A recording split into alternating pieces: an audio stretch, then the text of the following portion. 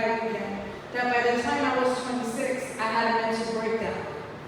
The enemy took 3 years of my life. 3 years. And every time I get to this part, I hate saying this because it's such a stigma with mental illness. But the enemy took 3 years of my life. I was in and out mental ward.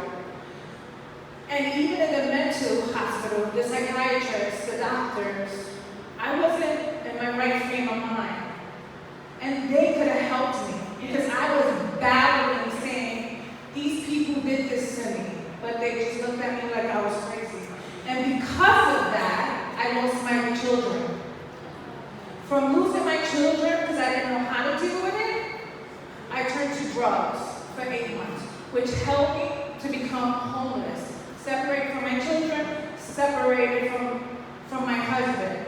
That through the grace of God, it took a drug dealer, my drug dealer, because now I'm homeless in Connecticut.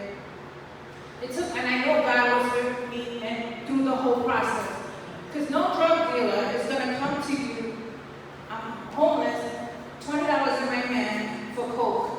And he knew that something was wrong with me. He came to give me the drugs. 2008, I will never forget this. And he said, this is not your life. You don't belong here. I'm going to put you up in a hotel. You're going to take the bus. You're going to call your mother. And you're going to go back home. Okay? So now even through that, I went through I went spiritual. I went that way. And because of that, and you're absolutely right. You can't take a person that's not you or put a person in leadership because they have a story. Absolutely not. Because you got to make sure that we are good. Because no matter what, from 2012, there was a lot of speaking engagements they wanted to speak, and I couldn't. Because even now, I'm not going to lie, as a survivor, something can trigger us.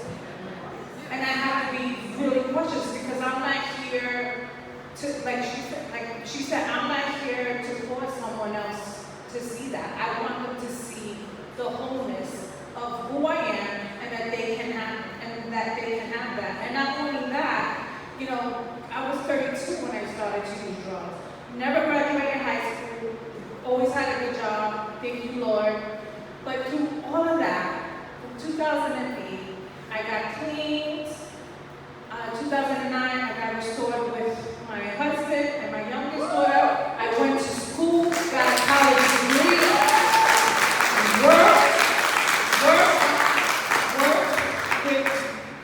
I worked with an organization in human trafficking, but even before that, I was already going to meetings in the movement and being a part of our church. We were praying for these people, and that was being restored, which was amazing. So you're absolutely right, not everyone. But I can sit here and say, I'm a leader because I can show you. And not